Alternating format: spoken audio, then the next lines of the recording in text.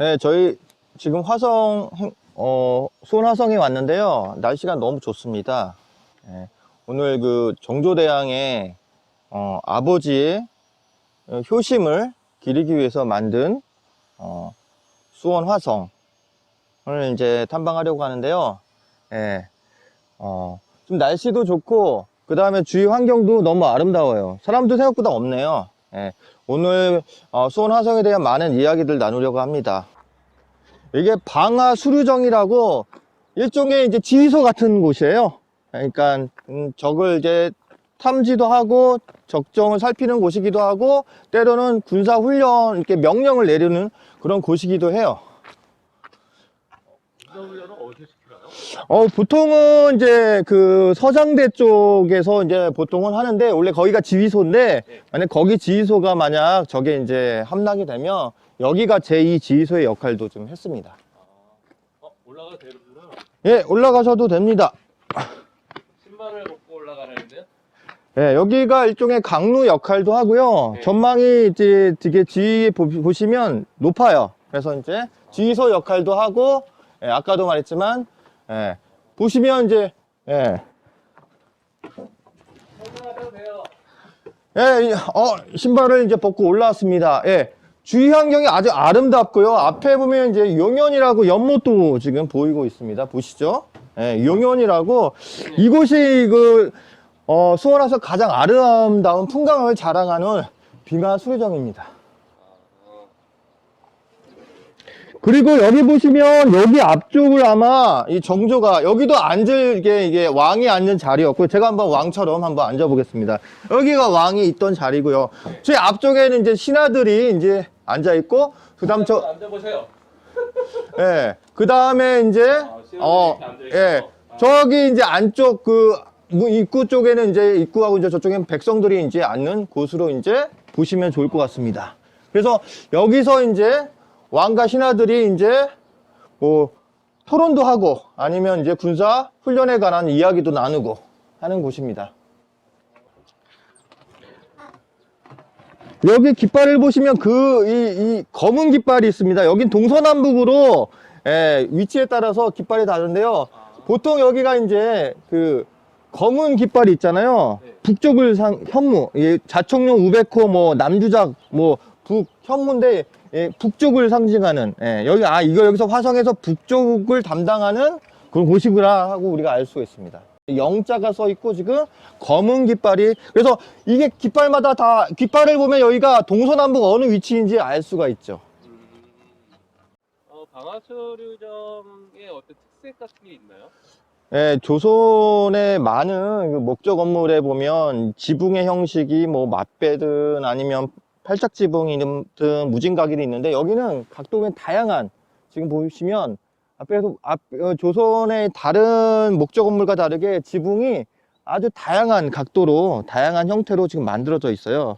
이게 새로운 조선 후기의 형식인데 그런 형식이 바로 이 수원 화성 바로 방화수류정에서 이렇게 보여지고 있습니다.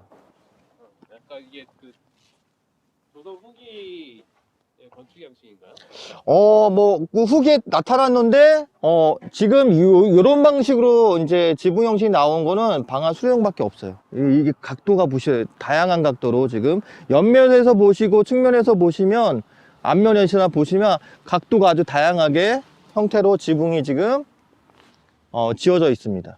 예, 여기 남한산성에도 전에 우리가 남한산성에도 앞문이 이제 조그만 아주 고개를 숙이고 들어갈 만한 조그만 앞문이 있었는데 여기 수원화성에도 앞문들이 있어요. 지금 여기는 북앞문인데 남한산성에 비해서는 조금 넓은 편이고 여기가 기본적으로 산성도 있지만 평지적인 어떤 성이기 때문에 이렇게 밖에서는 잘 안 보일 수 있지만 그래도 남한산성보다는 좀 더 잘 보일 수 있는 이 작은 문들이 나옵니다. 그래서 군수 물자를 이렇게 해서 와가지고 가져가거나 뭐 전에 말했던 적정 탐지도 할 수 있는데 여기는 기본적으로는 군수 물자 물품을 드러내는 공간으로 그런 문으로서 이렇게 만들어진 곳입니다. 여기는 이게 고개를 숙일 필요가 전혀 없고. 예, 여기는 그래도 정교하게 사람들이 오갈 수 있는 정도의 크기는 돼요. 뭐 우리는 사대문에 비해서는 아주 조그마지만 그래도 사람이 왔다 갈 수 있는 그 정도의 크기의 공간은 네, 확보가 되어 있습니다.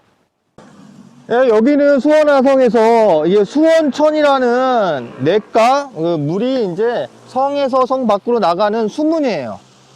그래서 여기 7개의 문이 이렇게 수문으로 만들어져 있습니다. 네, 그래서 이렇게 둥그렇게 무지개 형태, 그래서 화홍문, 무지개 홍자 써서 화홍문으로 7개의 문이 나와 있어요. 보시면 크기가 좀 틀려요. 가운데 쪽이 좀 넓은 편이죠. 양쪽이 좀 약간 좁은 편이고, 그래서 일부러 그렇게 물 이렇게 잘 빠지기 위해서 이렇게 크기도 약간씩 다르게 했던 곳입니다.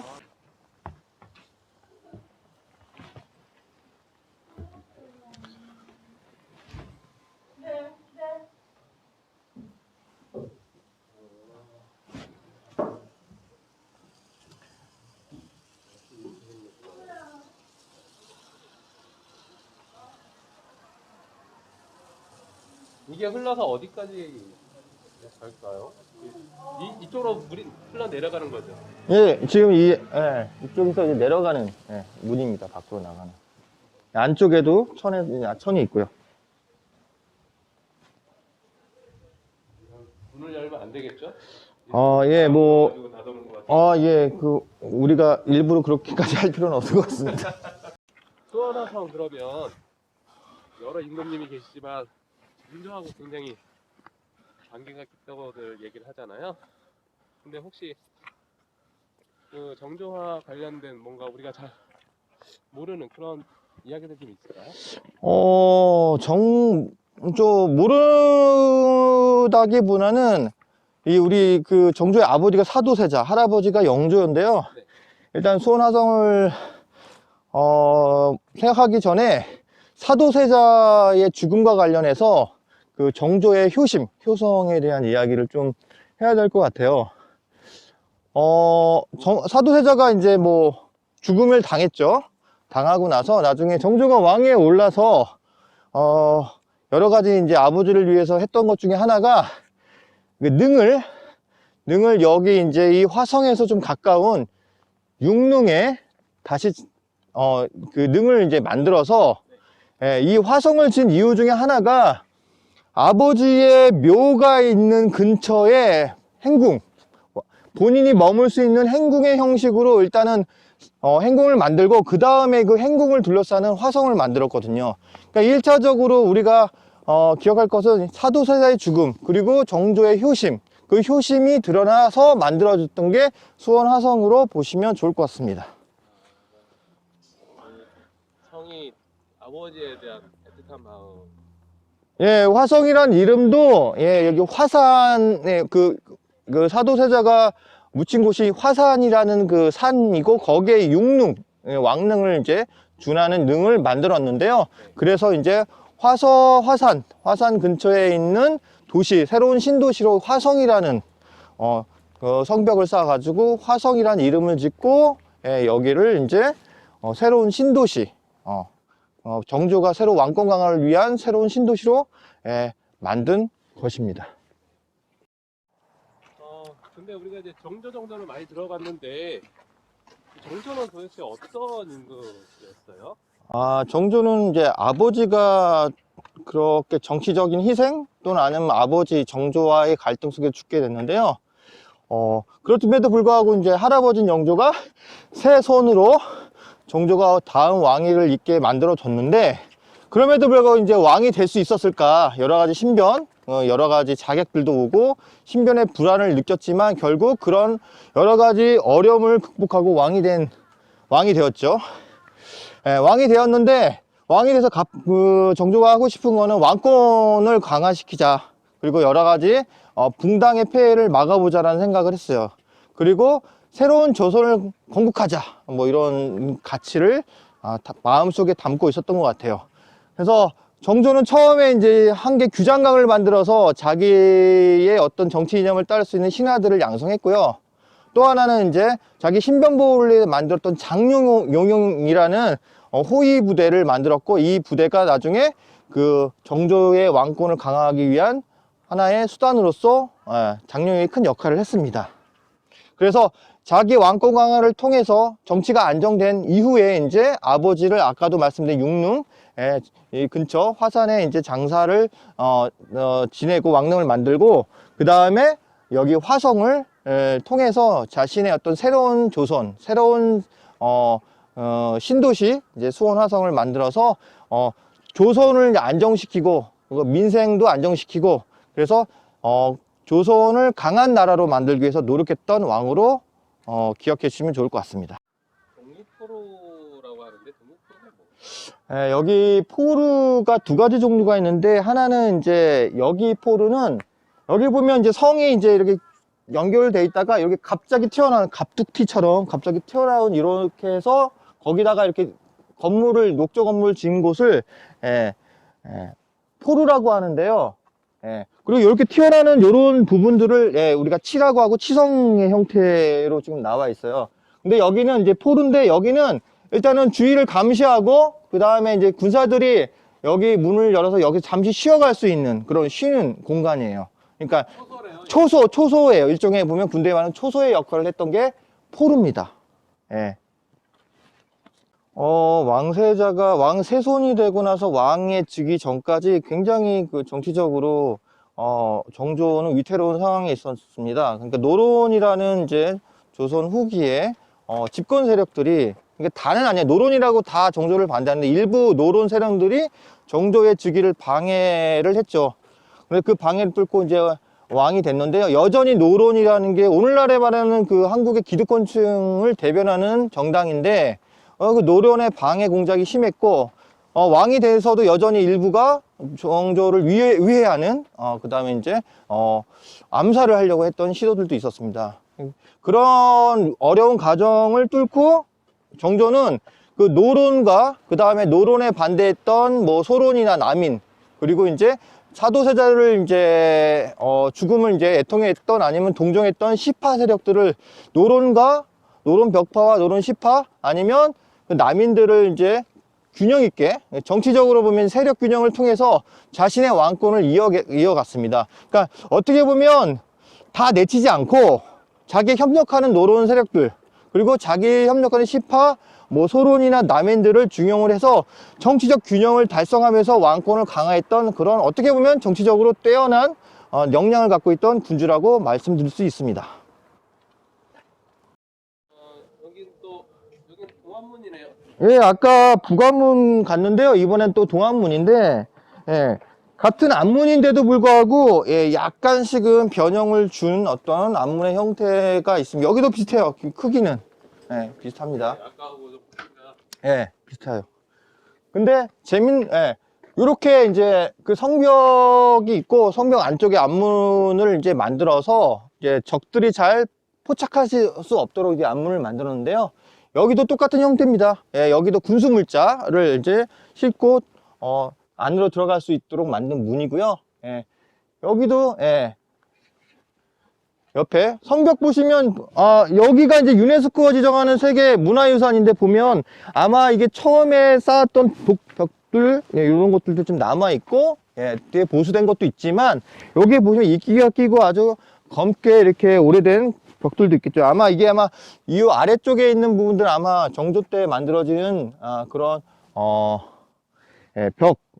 성벽도 보시면 이제 뭐 그 화성의 특징은 여기 일반 돌을 가지고 이제 쌓았던 흔적들이 있죠. 여기 중간에 사이돌도 넣고 크기도 좀 다르고. 그러니까 일반 우리가 남한산성도 기본적으로 이렇게 쌓았는데, 보면 수원화성은 벽돌을 사용한 거예요. 위에 보시면 이렇게 보시면 위에 이제 성벽을 보시면 이건 벽돌이거든요. 구워서 만든. 그래서 이제 요게 이제 좀 특징적인, 여기 보면 벽돌로 해서 안문도 만들어졌어요. 그래서 요런 어떤 특징들이 수원화성이 유네스코 지정 세계 문화유산으로 지정될 수 있었어요. 또 하나는 상당 부분 많이 복원됐음에도 불구하고 우리 화성의계라고 그 당시 이제 화성을 만들었을 때 그런 그림, 그 다음에 그런 기록들이 남아 있었기 때문에 그 기록을 바탕으로 해서 완벽하게 복원할 수 있었기 때문에 복원된 부분들이 많았음에도 불구하고 세계 문화유산으로 등재가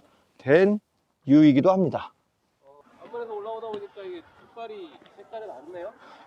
아까도 제가 말씀드렸지만 바로 우리가 여기까지 걸어왔던 데는 이제 검은 깃발로 북쪽을 상징하는, 우리가 북현무, 예, 그 동물 따지면 이제 현무, 그리고 이제 색깔로 따지면 검은색을 이제 표시하는데, 여기서부터는 청색으로 바뀌었죠.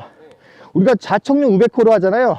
여기 동쪽은 이제 청색을 상징하기 때문에 방위로 따지면 여기서부터는 뭐예요?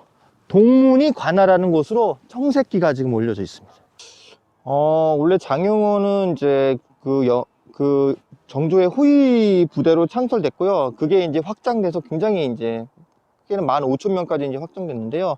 수원에도 한 5,000명 정도가 이제 장영호 군사들이 화성을 지키게 됐고요. 그런데 애석하게도 이제 그 정조의 친위 부대인 장영홍은 정조가 죽은 뒤에 해체됐습니다. 그 이유는 이제 정조와 정치적 대립을 했던 노론 벽파가 권력을 잡으면서 그 정조가 만든 장영홍을 해체시켰어요. 그러니까 정조의 왕권을 강화시켰던 장영홍을 해체시킴으로써 정조의 개혁 정치를 이제 무산시키는 어떤 그런 역행, 그 정치를 역행하는 그런 일들이 이제 발생을 해서 장영홍도 해체돼서 역사의 뒤안길로 사라집니다. 여기는 동장대, 다른 말로 하면 연무대, 군사들을 훈련시키고 사열시키는 뭐 그런 곳이라고 보시면 됩니다. 여기 가장 아름다운 거는 요 뒤쪽이에요. 기와가 아주 기와로 만든 곳인데요. 보시면 여기 기와가 되어 있어요.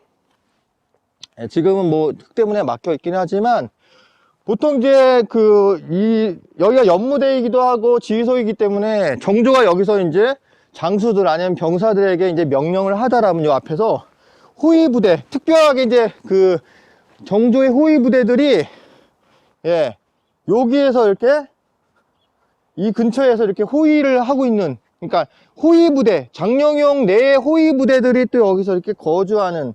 그런데 여기는 특이하게 보면 여기밖에 없어요. 기와로 만들었죠. 돌담을 기와로 만들었습니다. 엎혀가지고 이렇게 교차해서 만들었는데요. 여기가 나름대로 좀 아름다운 독특한 형식의 담장이라고 볼 수 있습니다.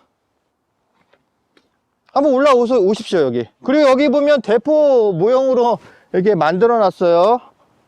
이게 불량기포라고 해가지고 임진왜란 이후에 서양에서 들어오는 이제 일종의 포예요. 요런 포를 쏘가지고 이제 적들에게 이제 공격을 하는 불량기포, 요런 것들이 이제 지금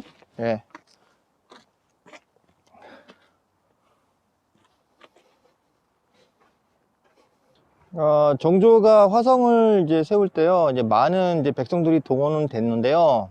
그 전까지의 임금들이나 조선 왕조들은 품삯, 그러니까 임금을 주지 않고 백성들이 동원이 됐습니다. 그게 이제 백성들의 의무였어요, 노역이. 그런데 이 화성은 백성들이 이제 많은 들이 동원됐는데 품삯을 줬어요. 거기 노동에 대한 대가를 지불했고요. 그래서 많은 백성들이 그 품삯을 통해서 경제적인 안정을 추구했고요.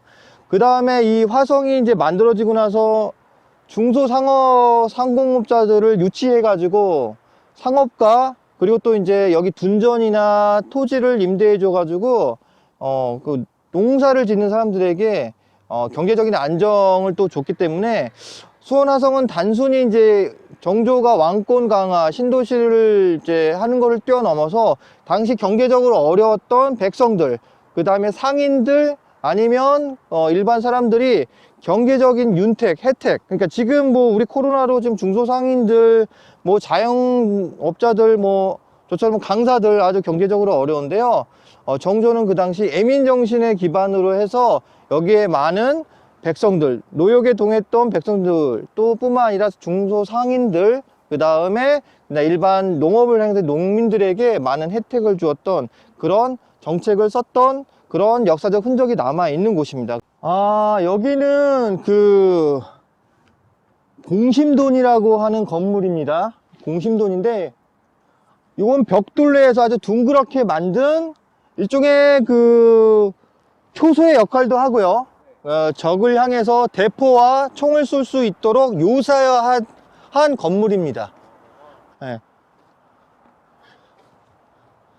보면 여기 중간중간에 네모나게 뚫려 있는 곳이 이쪽도 뚫려 있고 저 반대쪽도 뚫려 있는데, 여기는 뭐예요?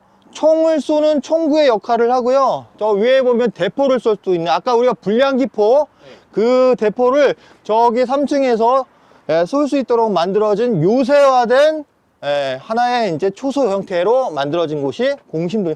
가운데가 또 비어 있어요. 그리고 올라갈 수 있는 공간이 있기 때문에 이렇게 소라형으로 해가지고 이렇게 나선형으로 올라갈 수 있는 공간이 있어요. 그래서 1층, 2층, 3층에 각각 병사들이 배치돼서 적을 격퇴시키는 하나의 요새로 보시면 됩니다. 노동 환경 같은 경우는 어땠어요? 여기 화성은 이제 과학기술, 서양의 과학기술이 일부 도입된 부분들이 있는데, 예를 들어서 거중기를 만들었어요. 정약용, 우리가 실학적으로는 거중기를 통해서 좀 더 편리하고 안전하게 건물, 그러니까 화성을 이제 지을 수 있는, 그런 토대를 만들었죠. 그리고 그 정조가 일하는 이 인부들, 그 다음에 여기 있는 뭐 여러 가지 뭐 목수들, 석수들을 위해서 귀마개, 그 당시 이제 약간 양반들만, 고위층만 쓰는 귀마개도 주고, 솜옷도 주고 해서 노동을 하는 그런 모든 백성들에게 열심히 하라고 이렇게 여러 가지 많은 배려를 해줬어요. 그런 의미에서 저는 우리나라 사회도 노동 조건이 이제, 열악한데요. 그런 환경을 개선하는 부분이 하나 필요하고, 그 다음에 교육이나 이런 것들 전반적으로 좀 바뀌어야 될 것 같아요. 그래서, 그리고 또 이제 직업의 귀천이나 이런 문제들, 사회적으로 그런 문제들이 점차적으로 해결돼 나가야지 전체적으로 국가가 안정된, 그리고 소외된 국민들이나 사람들이, 그 국가에 대한 자부심을 느끼고 살아갈 수 있을 것 같습니다. 그래서, 정부가 이제 그런 노력들을 많이 해주셨으면 좋겠습니다. 야, 여기는 근데 동북로대네요. 동북로대라는 게 도대체 뭔가요? 노자는 이제 그 화살을 이제 세뇌라고 해서 이렇게 인공장치로 이렇게 해서 활을 쏘는, 멀리 나갈 수 있도록 할 수 있는 곳인데요. 이미 18세기에는 총이 주 무기였는데 여전히 활을 쏠 수 있는 이 노대, 그러니까 적을 피하고 여기서 이제 활을 쏠 수 있도록 이렇게 만드는 거는, 이 세뇌가 여전히 뭐예요? 공격용 무기로서의 역할을 아직 할 수 있었기 때문에 이렇게 화살을 쏘는, 그것도 세뇌, 그냥 일반 화살이 아니 이렇게 그 장치로 만들었던 그 세뇌를 통해서 적을 살상할 수 있는 그런 요새를 만들었는데, 여기가 바로 노대라고, 동북 쪽에 있어서 동북노대라고 지금 이름을 지었습니다. 화살을 쏠 수 있는. 예, 세뇌. 예.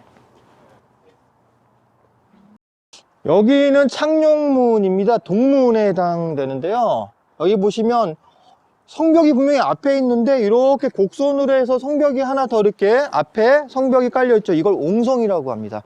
그러니까 그 항아리를 반쪽으로 쪼갠 형태로 성 외곽의 하나의 옹성, 그러니까 그 둘레를 이렇게 쳐서 적들이 그냥 성이 있으면 여기만 함락하면 되는데 여기를 함락하고 한 번 더 들어가게 하는, 그래서 여기 적을 방어하기 유리하게 옹성의 형태로 만든 게 지금 수원화성의 특징이기도 해요. 이거는 옹성은 이제 중국이나 이런 데에서는 많이 발견되는 형태인데, 우리나라는 뭐예요? 이 수원화성에서 이걸 도입했어요, 옹성. 그래서 앞쪽에 성문에 또 이렇게 그 항아리처럼, 항아리 반쪽 쪼개는 거죠. 둥그랗게 해서 성을 하나 더 쌓았다고 해서 옹성을 지금 여러분 보고 계십니다. 여기가 옹성입니다. 여기가 꼭 이렇게 항아리 이렇게 입구 막는 것처럼. 예, 항아리 반쪽 쪼개는 것처럼 성을 한 겹을 더 보호하기 위해서 만든 거죠. 예, 성을 여기, 그리고 이제 적이 쳐들어오면 어차피 이 입구로 쳐들어오잖아요. 그럼 여기서 방어하기가 좋잖아요. 예, 이쪽.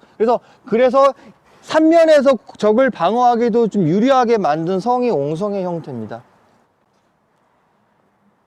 한번 내려가 보면 또 특이한 게 있어. 예, 한번 내려가 보시겠습니다.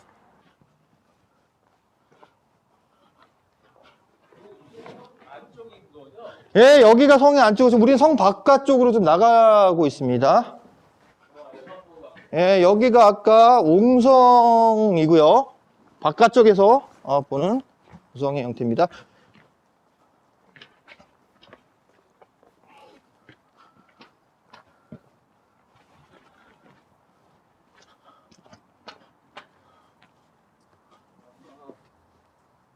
이게 형태구나.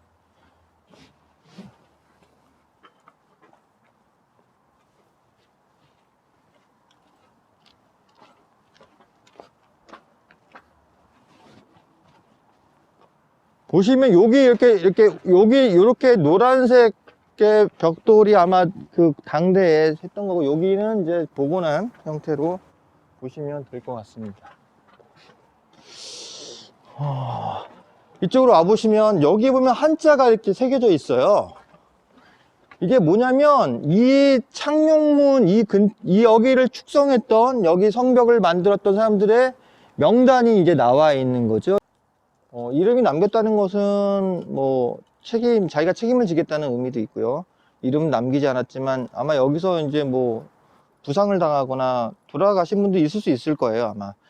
그리고 그런 분들이 이제 어느 시대에 존재했을 거라고 믿고요. 여전히 이제 우리나라 사회에서도 이제 비정규직이나 외국인 노동자들 죽음이 이어지는데 좀 안타깝죠. 하고 싶은 말, 그럼에도 불구하고 저는 화성에 이제 의미가 있다면, 그 일반 백성들도 이 화성을 이제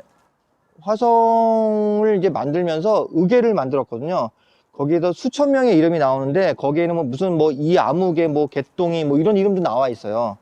그러니까 이 수원 화성에는 그런 여기에 건물 축성에 참여했던 많은 사람들의 이름이 기록되어 있다는 거예요. 그나마. 예. 오늘날에도 뭐 이렇게 건물 지었는데 사람들 기록 안 남을 수 있는데요. 일용직 노동자들 거의 나올 수 없는데, 거기도 많은 그 목수나 석수나 여기에 참여했던 이름들이 여전히 기재되어 있어요. 그런 의미로 봤을 때는, 그들의 존재가 역사에 남았다는 것으로 봤을 때는 오히려 정조 시대가 더 그 노동자들, 일반 백성들을 위한 정치를 하지 않았나, 그런 역설적인 생각을 해봅니다. 여기는 포루라고 하는데 포차가 좀 다르네요.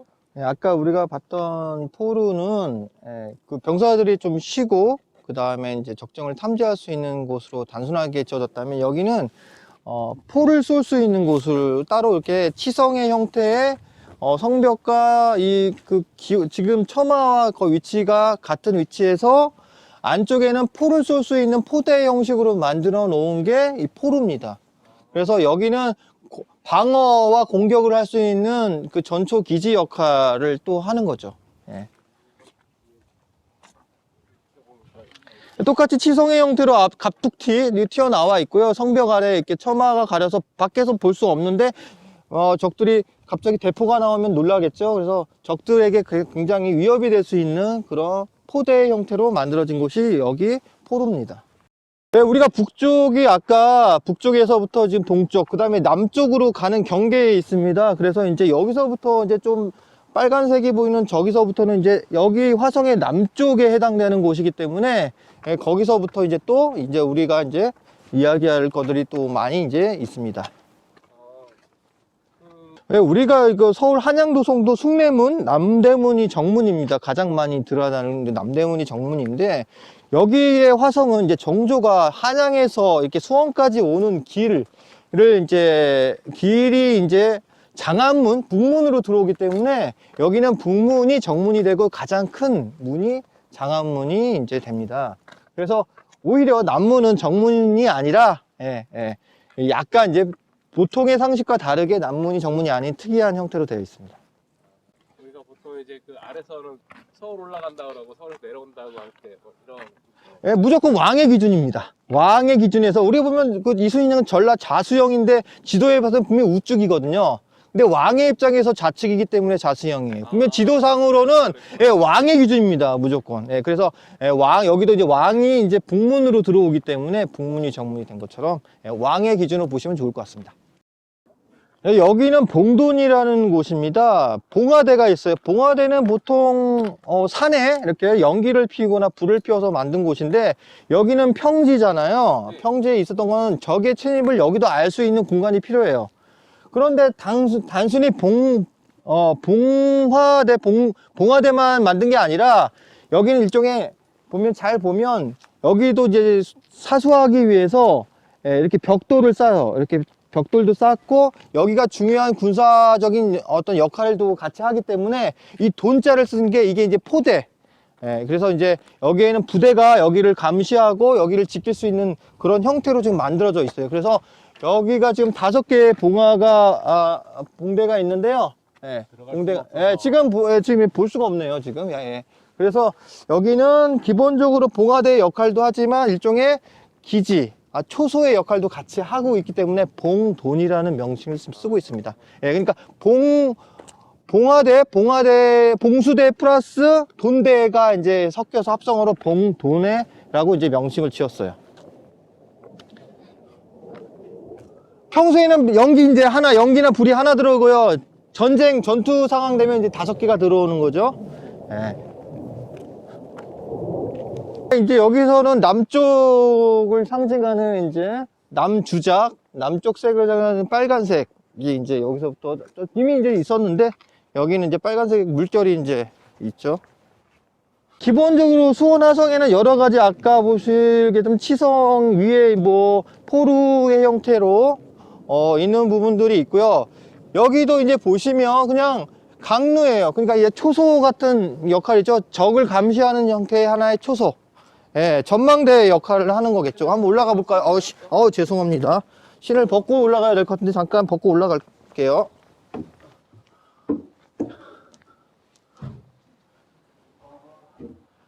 예, 감시 초소망 뭐 이렇게 보시면 될 것 같아요. 그리고 뭐 이렇게 보시면 적을 이제 탐지하고 뭐 여기 같은 경우에는 이제 뭐 총을 쏘거나 화기를 쏠 수 있는 그런 공간도 이렇게 마련했습니다. 초소, 감시 초소, 적의 동향을 감시 초소로 보시면 좋을 것 같습니다. 그래서 강루라고 이제 이름을 줬습니다. 열었다 닫았다 할 수 있는 구조. 네, 일단 적이 환하게 볼 수 있는 구조로 또 열 수도 있고요. 예. 다른 아까 포루에 비하면 조금 공격용 초소로는 좀 부족하지만 그래도 감시 초소로서 역할로 보시면 좋을 것 같습니다.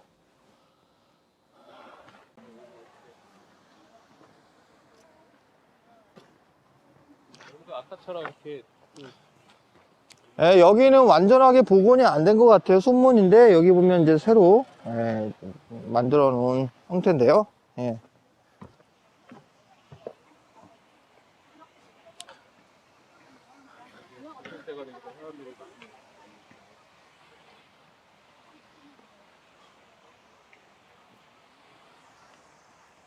여기도 지금 아직 복원을 하려고 준비를 하는 것 같아요. 근데 아직 복원이 안 된 상태로 남아 있습니다. 예, 저기 화옥문, 수문이 저기 멀리 보이네요.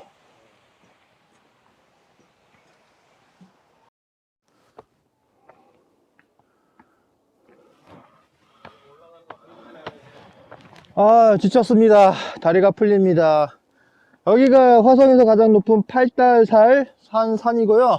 여기에 이제 서장대 가장 높은 위치에 이제 지휘소에 해당되는 총지휘소에 해당되는 서장대가로 올라가는 그 길입니다. 네, 우리 앞문 아까 뭐 앞문을 몇 개 봤는데 여기도 서쪽에 똑같이 앞문이 있고요. 일단 깃발 보세요. 여기는 서쪽이니까 서쪽을 상징하는 하얀색 깃발이 영자 쓰인 하얀색 깃발이 지금 펄럭이고 있습니다. 여기 앞문은 다른 앞문에 비해 좀 독특한 게 밖에서도 잘 안 보이는, 알 수 없는 그런 위치에 있어요. 보시면 성벽 바로 아래에 있고 밖에서는 이게 앞문이 전혀 노출되지 않은 형태로 좀 있습니다. 잠깐 아래로 한번 내려가겠습니다. 남한화성 앞문하고 비슷하나요? 아까 두 개의 앞문이 좀 비슷하다면 여기는 좀 형태가 밖에서 전혀 알 수 없이 옆으로 나와 있어요. 그래서 보면 여기가 밖으로 나왔는데요. 밖에 성벽만 보이고 옆쪽에는 앞문의 모습이 보이질 않아요. 그래서 이 앞문으로서 제대로 좀 독특한 기능을 하는 게 지금 여기 서앞문입니다. 보시죠. 이게 성벽이 밖으로 튀어나와 있기 때문에 안쪽에 있는 그 앞문이 안 보여요. 그러니까 되게 특이한 구조로 만든 거예요. 같은 앞문이지만 아까 두 개 봤던 앞문과 전혀 다른 형태로 지금 지어져 있어요. 남한화성에는 그 앞문이 좁은데 여기는 또 거기보다 크지만 숨겨져 있었다. 예, 여기도 어떻게 보면 앞문으로서의 어떤 밖에 있는 적이 알아볼 수 없는 형태로 만든 측면에서는 남한선성의 앞문과 유사하게 만들었다고 볼 수 있죠.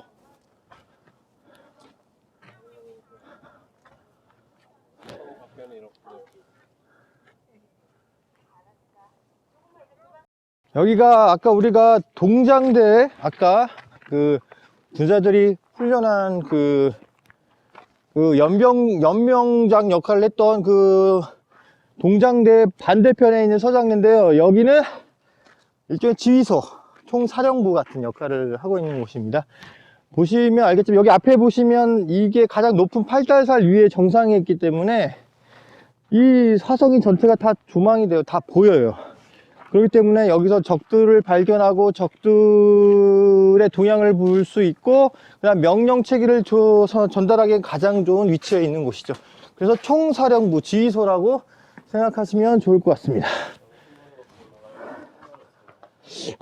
여기는 정조가 1895년 을묘년 때 와서 직접 정조가 갑옷을 입고 이 앞에서 군사들을 훈련을 시켰던 곳이기도 해요. 실제 역사적 기록으로 남아있던 곳이기도 합니다. 잠시 올라가 볼까요?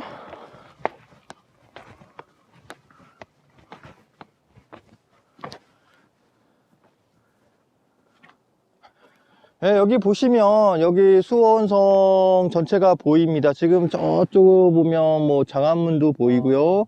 뭐 저쪽 보면 동문 쪽도 보이고. 예.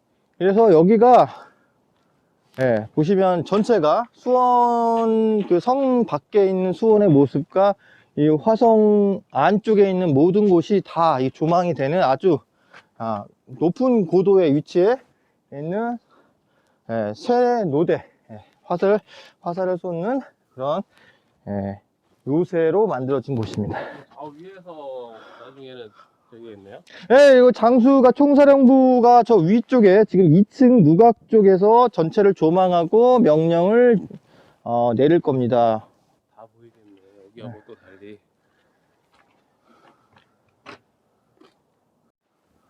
여기 이렇게 쪽으로 아까와 좀 반대로 여기는 약간 산성을 온 그런 느낌이 있거든요. 네, 우리가 여기 수원화성의 특징 중에 하나가 여기는 팔달산 산성에 기본적으로 우리나라는 산성이 발달했는데 그 산성의 모습을 보이는 쪽이 이쪽이 서쪽이에요. 서쪽은 이제 팔달설을 끼고 있기 때문에 산성의 모습을 하고 있고요.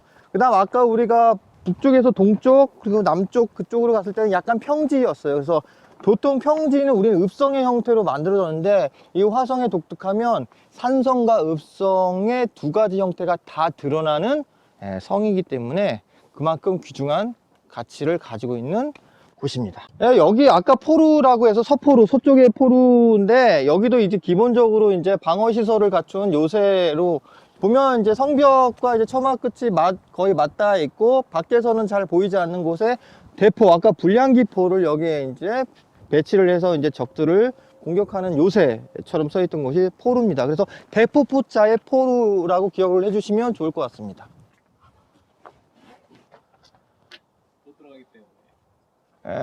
포로는 지금 다 못 들어가게 지금 문을 잠궈 놨네요.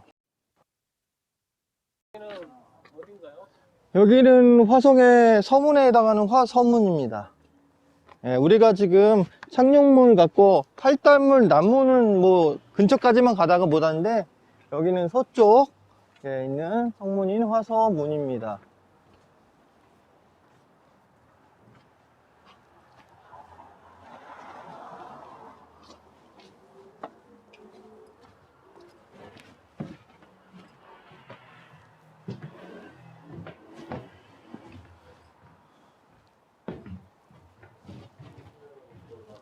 여기는 성루가 있고요.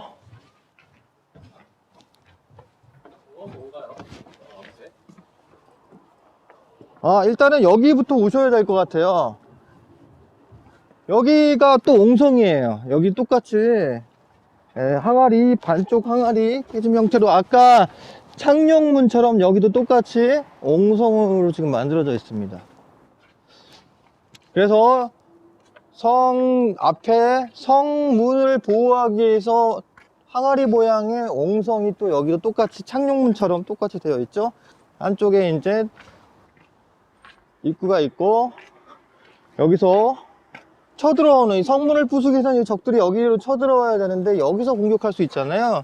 그러면 적들이 함부로 성문으로 들어올 수 없도록 만든 옹성이 지금, 이거는 그냥 만든 거겠죠? 이거는 지금 요거는 도로 때문에 그 사이에 만든 거고요. 어떻게 보면 그 전에는 아마 문이 돌이 있었을 텐데 그게 지금은 도로 때문에 뚫려 있습니다. 여기 아까 우리가 동북 공심돈이라고 해서 동그란 형태의 공심돈 대포가 있고 방어시설 요새처럼 만든 벽돌로 해서 누각을 높이 쌓아서 적의 침입을 또 공격할 수 있는 공심돈인데, 여기는 아까는 동북 공심돈이 이렇게 둥근 모양으로 되어 있었어요. 근데 여기는 사각형 모양으로 되어 있죠. 그래서 같은 공심돈이지만 모양을 다르게 만들었습니다. 왜 다르게 만들었을까요? 보통은 비슷하게 만드는 사람 입장에서는 비슷하게 만드는 게. 여기는 각각 성문도 그렇고 강루도 그렇고 공심돈도 똑같이 만들지 않고, 이 수원화석의 가치 중에 하나는 각 성문과 공심돈과 일정한 어떤 요새로 만든 그런 것들을 조금 모양을 다르게 만들었어요. 획일화되지 않고 다양성을 존중한 형태로 만들어졌기 때문에 그만큼 문화 유적으로서의 가치가 높습니다. 여기가 대표적으로 또 다르죠. 아까 모양이 사각형으로 되어 있어요. 북쪽으로 가는데 우리가 처음에 봤던 그 검은색 깃발이 지금 보이고 있습니다. 그래서 여기서부터는 여기가 북쪽이다, 북쪽 경계에 있구나 라고 생각하시면 됩니다. 지금 저기가 북문이면서 수원화성의 정문인 이제 장안문입니다. 그래서 지금 우리가 장안문까지 왔다는 거는 거의 지금 화성을 한 바퀴 돌았다라고 보시면 됩니다. 그리고 여기는 북문인데도 불구하고 아까도 말했지만 정문이 여기에요. 장안문이에요. 그 이유는 정조가 한양에서 이 문을 통해서 들어오기 때문에 가장 가까운 문이기 때문에 여기가 정문이 된 것입니다.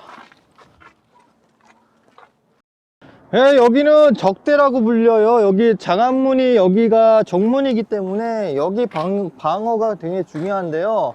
이 적대는 약간 돌출된 형태의 요새화를 시켜서 이 공격을 지금 옹성도 있고 옹성 옆에서 적들이 쳐들어오면, 이 성벽으로 들어오면 이곳에서 측면에서 공격할 수 있는 요새화 형태로 만들어 놓은 곳이에요. 결국 이 정문인 장안문을 보호하기 위한 하나의 요새로 보시면 돼요. 그리고 여기는 홍위포를 지금 여기 나와 있는데요.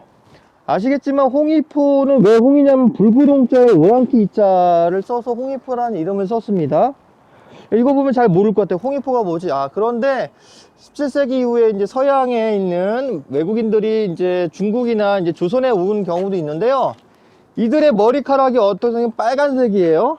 그리고 이제 서양을 오랑캐라고 이야기했기 때문에 빨간 머리를 한 오랑캐들이 가져온 대표라고 해서 홍위포라고 이름을 진 거예요. 실제로 임진왜란 때 사용하기도 했고, 명나라가. 그래서 여기 홍위포를 놓은 거는, 대포를 놓은 거는 여기 장안문을 방어하기 위한 요새로서 이렇게 적대라는 이름으로 해서 만들어진 곳입니다. 이게 다른 문에도 있나요? 이런 형태가? 다른 문이 아니고 여기 장안문에만 적대가 적대가 저쪽 반대쪽하고 이쪽하고 두 군데의 적대가 있어요. 그러니까 여기가 정문이기 때문에 특별하게 더 방어를 해야 했어요.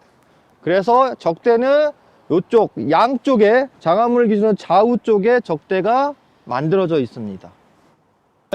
그냥 이건 상징적인 의미지만 적들이 공포를 느끼게 하기 위해서 도깨비 문양으로 위에 이렇게 누각에 그림을 이제 넣은 거죠. 여기가 옹성인데 여기는 아까처럼 공간이 우리가 창룡문이나 화서문 같은 경우는 일부 입구가 있었잖아요. 여기는 완전하게 황아리처럼 양쪽을 다 감싸왔어요. 보시면 한 바퀴 돌 수 있습니다. 이렇게 이 성벽을 기준해서 이렇게 항아리 모양으로 완벽하게 지금 그대로 보존되어 있어요. 이렇게 보면 항아리처럼. 그래서 여기서 먼저 1차적으로 방어를 하고, 그 다음 또 저 2차적으로 또 이제 성문에서 방어를 하고, 그래서 여기서 적들을 먼저 공격을 합니다. 정면에서. 그 다음에 아까 적대에서 좌측에서 측면에서 공격을 하고, 그래서 이 옹성이 이렇게 그대로 있는 거면 그만큼 방어 시설이 탄탄하다고 이제 이야기할 수 있죠. 적들이 함부로 들어오기가 쉽지 않아요. 그죠? 완벽하게 감싸 안고 있어요. 지금 장안문을. 밑으로는 이제 사람이 다닐 수 있는. 지금은 다닐 수 있는 공간을 만들어졌고 대문이 있고요. 예, 앞에는 지금 이제 도로가 깔렸는데, 잘 보시면 여기는 남대문, 우리 도성에, 그 한양 도성에도 문이 있잖아요. 사대문 있잖아요. 이 장안문이 더 큽니다. 우리 동대문, 흥인지문과 남대문, 숭례문에 비하도 훨씬 더 커요. 이게 도성의 문으로서는 우리나라에서 가장 큰 문이에요. 예, 한양 도성의 문보다 큽니다. 이 장안문이. 그만큼 정조는 이쪽 화성의 정문을 크게 지었어요. 위용 있게 아주. 문을 크게 만드는 이유가 있을까요? 정조가 자신의 왕권 강화와 신도시를 만들기 위한 하나의 노력으로서 좀 약간 우리가 과시라고 할까요? 예.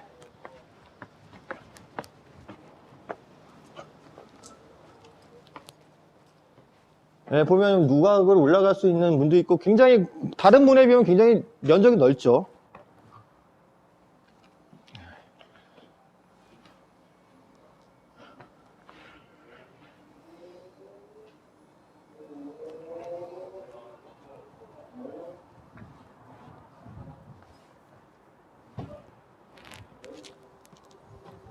그래서 저기다 문이 달려있고 한번 내려가 보면 예, 내려가실까요?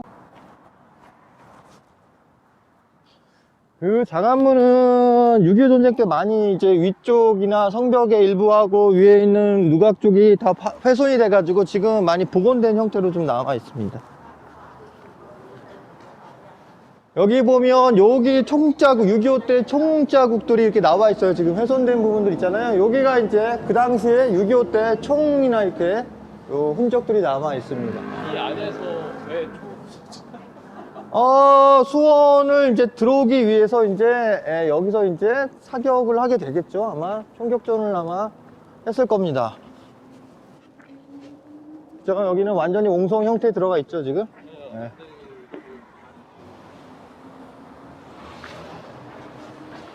여기 많이 그 당시에 흔적들, 황흔들이 좀 남아 있습니다. 위에서 볼 때는 몰랐는데 아랫에 펴보니까 굉장히 진짜 성이라는 어떤 의미가 느껴지네요.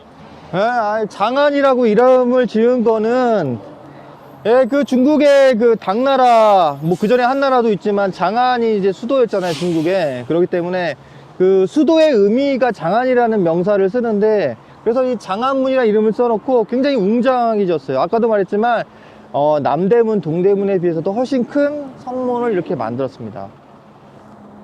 못 느껴서는데 밖에서 이렇게 보니까 진짜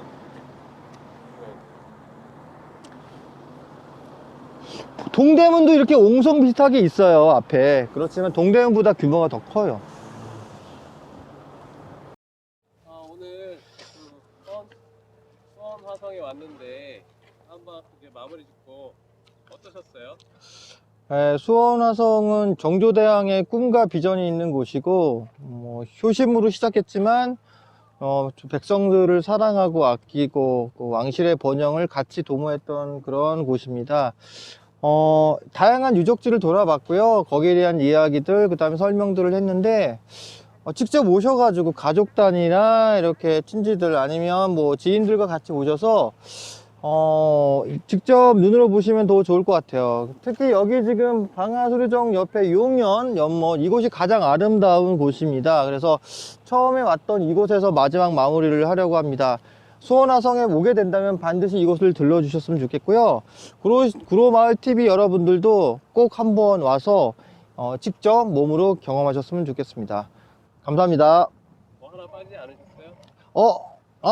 구독과 좋아요 꼭 눌러주십시오. 감사합니다. 네.